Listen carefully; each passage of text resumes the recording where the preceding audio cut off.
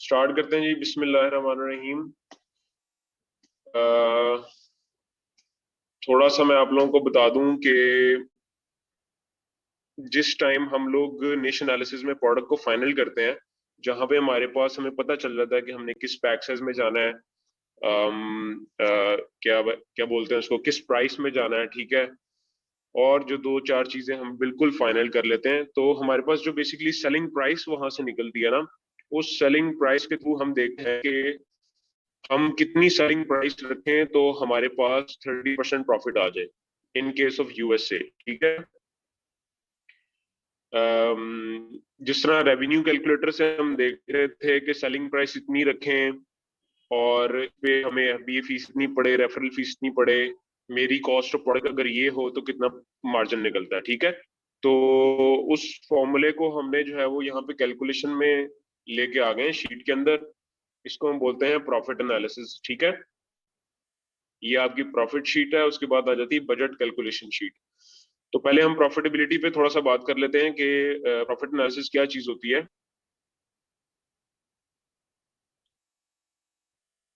अच्छा, निश एनालिसिस से आपको फॉर एग्जांपल एक प्राइस पता चली, ठीक है जी। निश एनालिसिस में हम लोग देख रहे थे कि हमारी हमने प्राइस किस प्राइस में लॉन्च करनी है प्रोडक्ट, ठीक है। तो जो सेलिंग प्राइस हमारे पास निकली है, इस शीट के अंदर आप अपनी सेलिंग प्राइस लिखेंगे, ठीक है। और जो भी कंपटीटर का आपने एसिन रन किया था,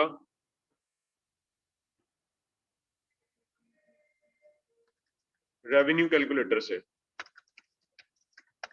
वहां से आपको पता चल जाएगी अपनी एफपीए फीस, रेफरल फीस, ठीक है। तो आपने क्या करना है, रेफरल फीस की जगह रेफरल फीस लिखनी है, यहाँ पे आपकी सेलिंग प्राइस आ जाएगी।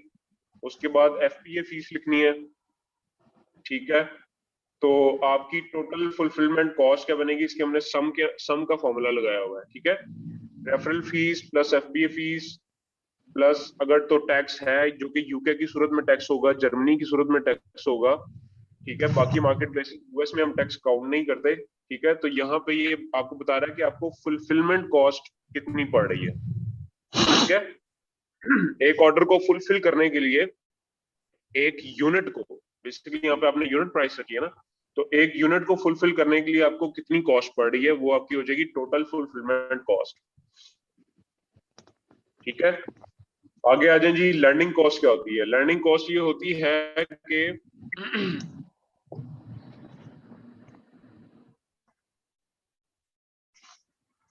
उमैर साहब कह रहे हैं सर राइट पर स्क्रॉल नहीं हुई एक्सेल शीट। राइट कौन से राइट पर?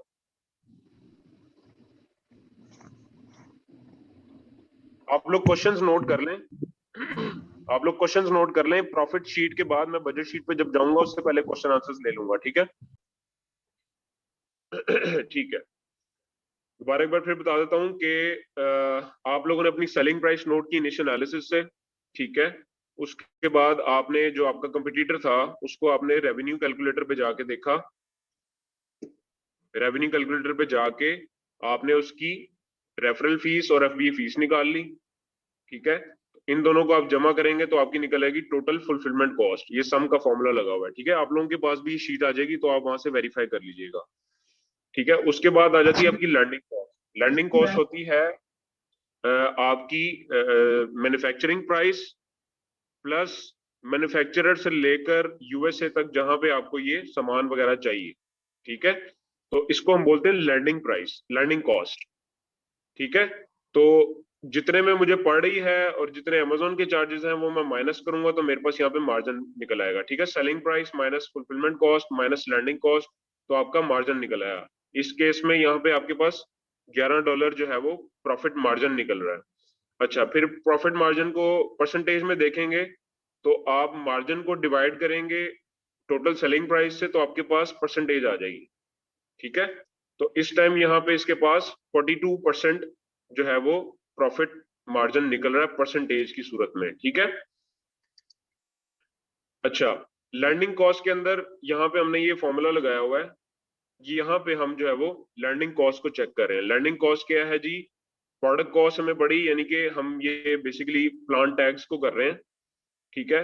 पैक ऑफ 20 फॉर एग्जांपल हमने डिसाइड किया है, तो पैक ऑफ 20 का एक यूनिट जो बनेगा वो मुझे कितने का पड़ेगा मैन्युफैक्चरिंग में, ठीक है। मुझे सप्लायर कहता है जी कि $4 में मैं आपको ये चीज तैयार कर दूंगा, ठीक है। उसके बाद जाहिर है कि एक फ्रेट कॉस्ट भी पड़ेगी आपको।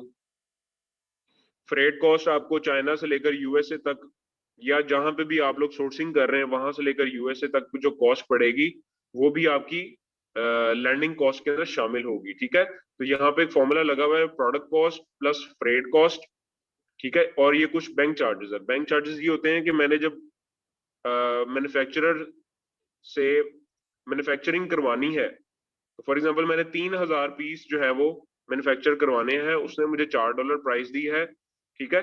तो 3000 से इसको मल्टीप्लाई करूंगा तो ये मेरे पास 12000 जो है वो टोटल प्राइस निकल आएगी, टोटल कॉस्ट जो मैंने मैन्युफैक्चरर को पे करनी है, ठीक है। ये आ गई कॉस्ट ऑफ मैन्युफैक्चरिंग। उसके बाद फ्रेट कॉस्ट आती है। फ्रेट कॉस्ट बेसिकली क्या होता है कि जब मेरे कार्टन्स वगैरह, मतलब कि मुझे ना जब मैं सप्लायर से बातचीत कर रहा हूँ, जब वो मुझे प्राइस दे देता है कि भाई $4 का पैक ऑफ 20 मैं आपको एक यूनिट के पीछे चार्ज करूंगा, ठीक है। तो आप हिसाब लगाते हैं जी, आपने 3000 यूनिट्स मंगवाने हैं।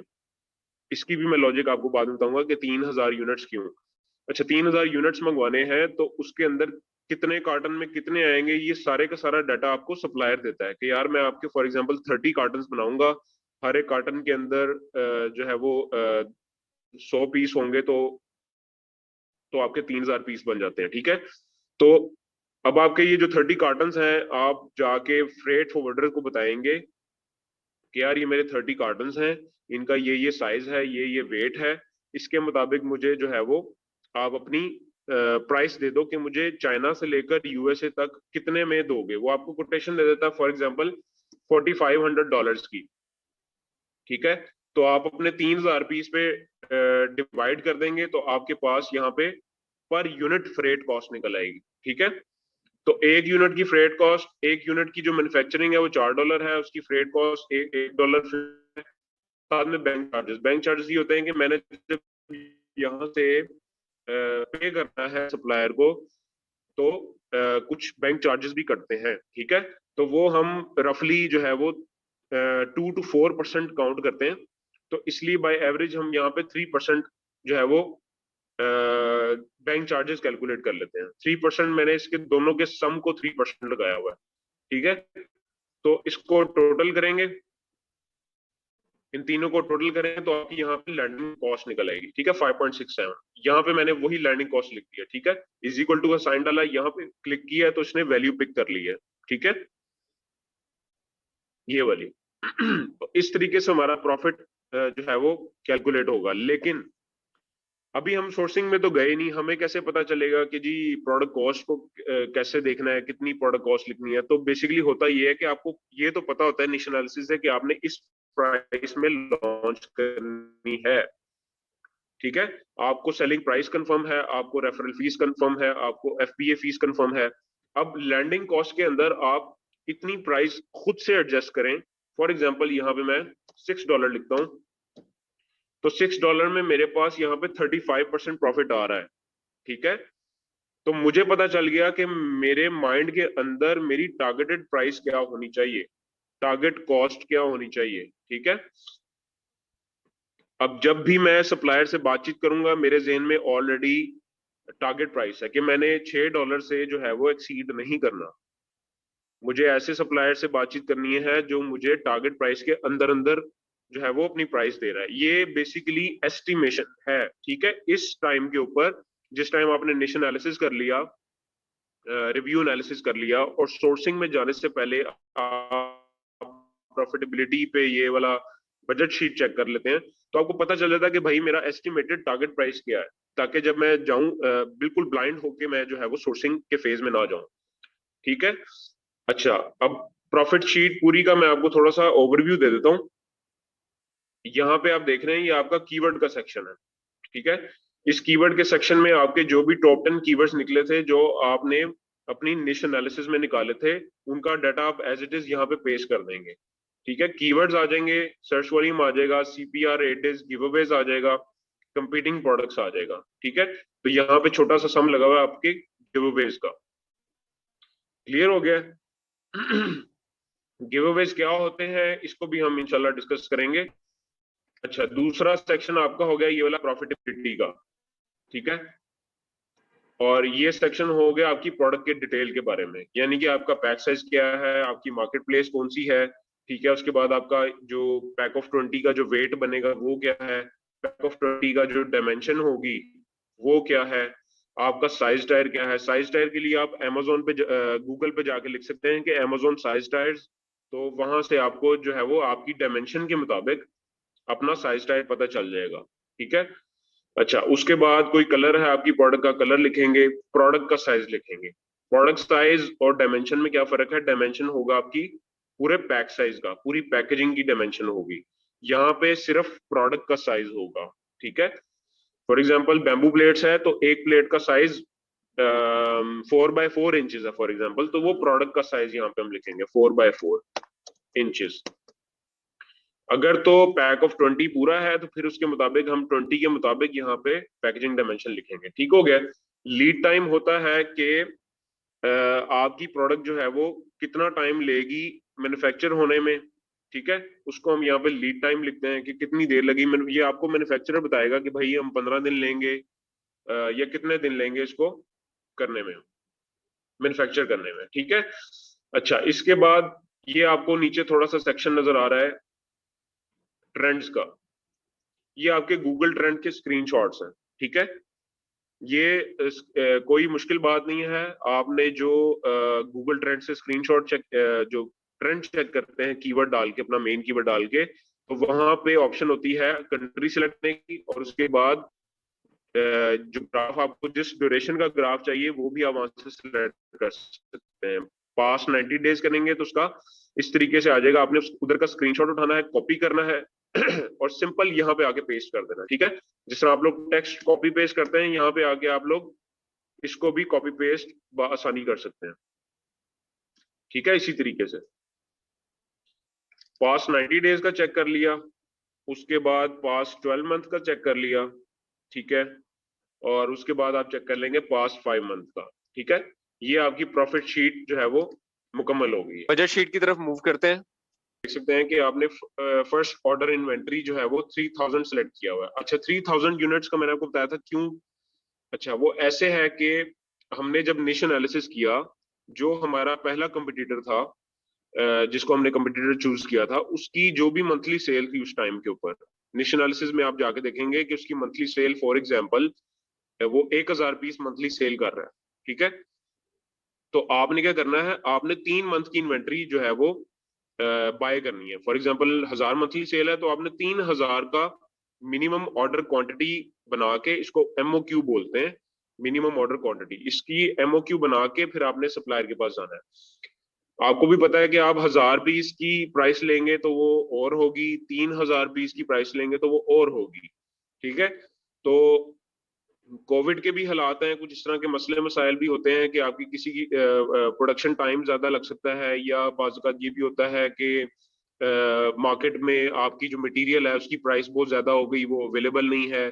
तो ये ऊंच नीच से बचने के लिए हम 3 मंथ की ऑर्डर जो इन्वेंट्री है वो ऑर्डर करते हैं। ठीक है, आपका जो भी कंपटीटर है मल्टीप्लाई बाय 3 कर देंगे। ठीक है, 1000 पीस सेल कर रहा है मंथली तो आप 3000 पीस का ऑर्डर करेंगे, तो 3000 पीस के हिसाब से ही आपने इस बजट शीट को अलाइन करना है। ठीक है, यहाँ पे मैंने 3000 लिखा, यहाँ पे सिंपल फॉर्मूला लगा हुआ है, वो बेसिकली फॉर्मूला आप यहाँ पे ऊपर देख सकते हैं क्या फॉर्मूला लगा हुआ है।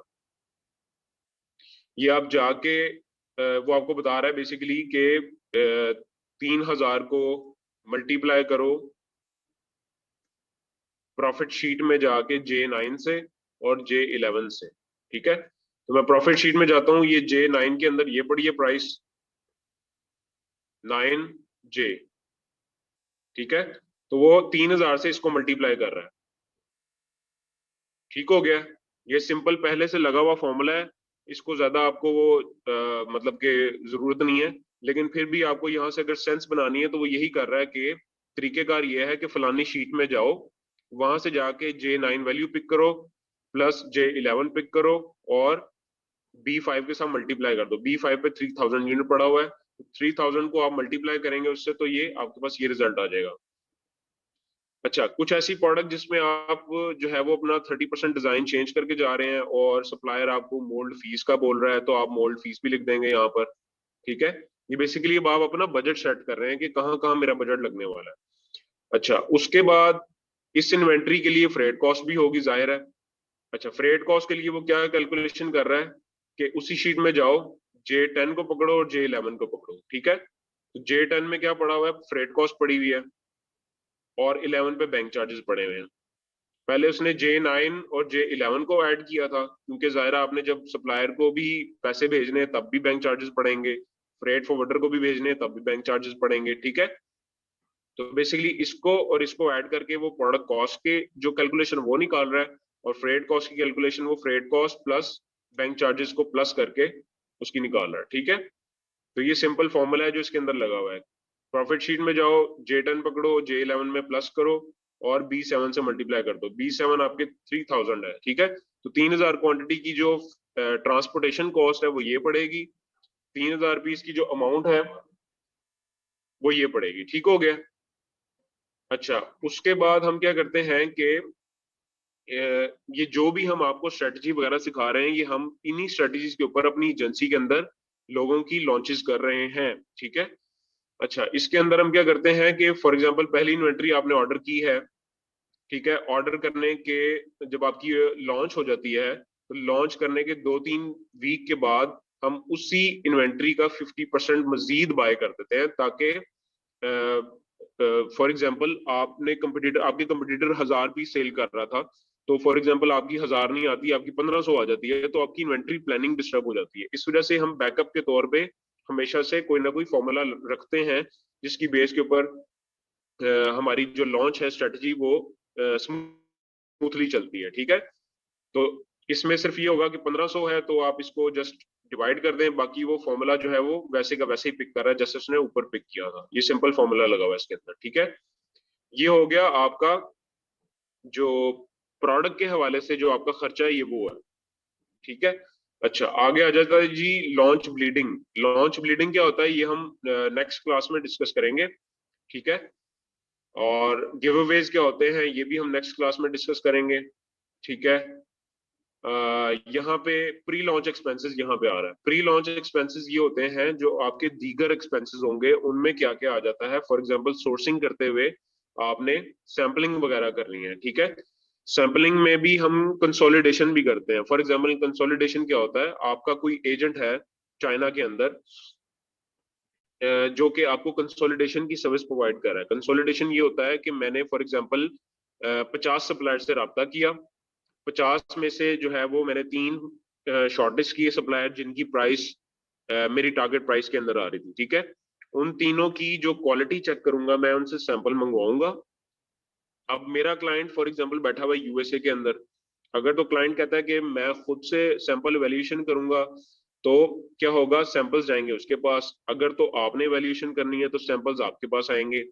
अब बजाय इसके कि हर एक सप्लायर एक एक सैंपल अलग अलग से आपको भेजे, आप क्या करते हैं, किसी चाइना के बंदे को ये बोलते हैं कि मेरे 3 सप्लायर के थ्रू सैंपल्स आ रहे हैं, आपने उसको पैक करके, यानी कि एक ही बॉक्स के अंदर तीनों सैंपल रख के मुझे फॉरवर्ड कर देते हैं। ठीक है, इसको बेसिकली सैंपल कंसोलिडेशन बोलते हैं, कि आप 3 सप्लायर से कंसोलिडेट करके सैंपल भिजवा रहे हैं, या तो अपने पास या तो क्लाइंट के पास। ठीक हो गया, ये हो गया सैम्पलिंग। उसके बाद आ जाता है जी पैकेजिंग डिजाइनिंग। ठीक है, पैकेजिंग डिजाइनिंग वही है, तो अगर तो आपकी प्रोडक्ट ऐसी है कि जिसको आप लिफाफे में ऐड करेंगे, यानी कि जो ओपीपी बैग जिसको मैं बोलता हूँ, ओपीपी बैग क्या होता है आप गूगल पे सर्च करके लिख सकते हैं। यहाँ पे चैट में मैं लिख रहा हूँ एक बार ओपीपी बैग। ठीक है, वो बिल्कुल एक प्लास्टिक का पेपर होता है, सी थ्रू पेपर होता है, सॉरी शॉपिंग बैग होता है, उसके अंदर प्रोडक्ट जाती है और उसके ऊपर स्टिकर लग जाता है। ठीक है, लेबल स्टिकर लग जाता है।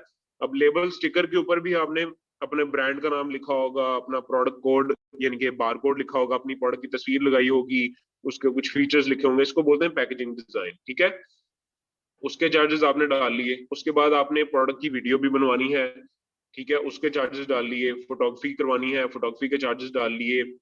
अच्छा, जब आपकी जो इन्वेंट्री है वो रेडी हो जाती है, यानी कि सबसे पहले जब हम सोर्सिंग करेंगे, जिस सैम्पलिंग करेंगे, सैम्पलिंग के बाद जिसकी सबसे बेस्ट क्वालिटी होगी उसको हम क्या करेंगे, 30% पेमेंट कर देंगे। 30% पेमेंट जब करेंगे तो प्रोडक्शन आपकी स्टार्ट हो जाएगी। जैसे ही आपकी प्रोडक्शन कंप्लीट हो जाती है, यानी कि सारा सामान तैयार हो जाता है, फिर आप उसको करते हैं 70% रिमेनिंग पेमेंट। अच्छा, 70% रिमेनिंग पेमेंट से पहले आप इंस्पेक्शन करवाते हैं अपने सामान की, ठीक है। वो भी थर्ड पार्टी सर्विसेज होती हैं, चाइना में कुछ लोग हैं, आप लोग अलीबाबा के थ्रू ही फ्रेट फॉरवर्डर भी ढूंढ सकते हैं, इंस्पेक्शन के लिए भी लोग ढूंढ सकते हैं, ठीक है। उन्हीं से ही आप सैंपल कंसोलिडेशन भी करवा सकते हैं, ठीक हो गया। तो अब आपने उनको इंस्पेक्शन का बोला, वो आपकी टीम, जो इंस्पेक्शन टीम होगी, वो जाएगी फैक्ट्री के अंदर, आपका जो सामान तैयार पड़ा है उसकी प्रॉपर फोटोग्राफी से मुराद ये है कि वो सामान रैंडमली निकाल के पीसेस वगैरह चेक करेगी, ठीक है, और अपनी एक रिपोर्ट बनाएगी कि भाई फलानी प्रोडक्ट मैंने चेक की, इसमें इतने पीसेस थे, काउंटिंग पूरी कर ली, उसकी मजबूती चेक कर ली, उसका ड्रॉप टेस्ट कर लिया, उसके बाद उस प्रोडक्ट का जो भी जो साइजेस हैं वो नोट कर लिए, उसमें जो मेजर इशू है, माइनर इशू, यानी कि इंस्पेक्शन जब वो करते हैं तो प्रॉपर एक पूरी रिपोर्ट बनाते हैं, तो उसका 150 से $200 वो चार्ज करते हैं, ठीक है। यहाँ पे मैं लिख रहा हूँ $200 इंस्पेक्शन होगी। उसके बाद मैंने आपको बताया अगर आपका ब्रांड रजिस्टर्ड है तो ईबीसी बनेगा, इनहांस ब्रांड कंटेंट, जिसको हम A+ कंटेंट भी बोलते हैं, ठीक है, A+ कंटेंट।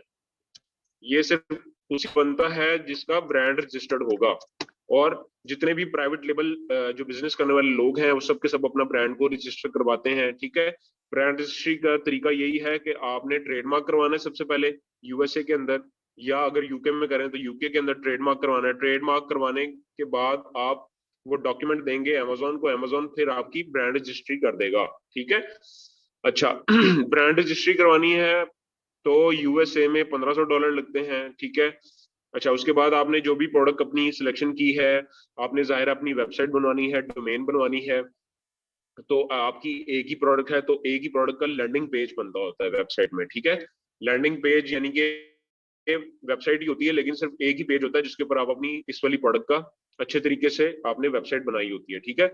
$100 उसका डाला हुआ है। फिर उसके बाद पेटेंट चेक आ जाता है। पेटेंट चेक मैंने आपको बताया कि $10 से $15 फाइवर पे सर्विस मौजूद है, आप वहां से पेटेंट चेक करवा सकते हैं, उसका भी बजट इसमें ऐड किया। फिर उसके बाद जो हम बारकोड बाय करते हैं, यूपीसी जिसको बोलते हैं, ठीक है, यूपीसी बारकोड हम GS1, ये GS1 आप गूगल पे जाकर लिखेंगे तो GS1 जो वेबसाइट है वहां से आप यूपीसी कोड बाय करते हैं जो कि $30 का आता है एक कोड।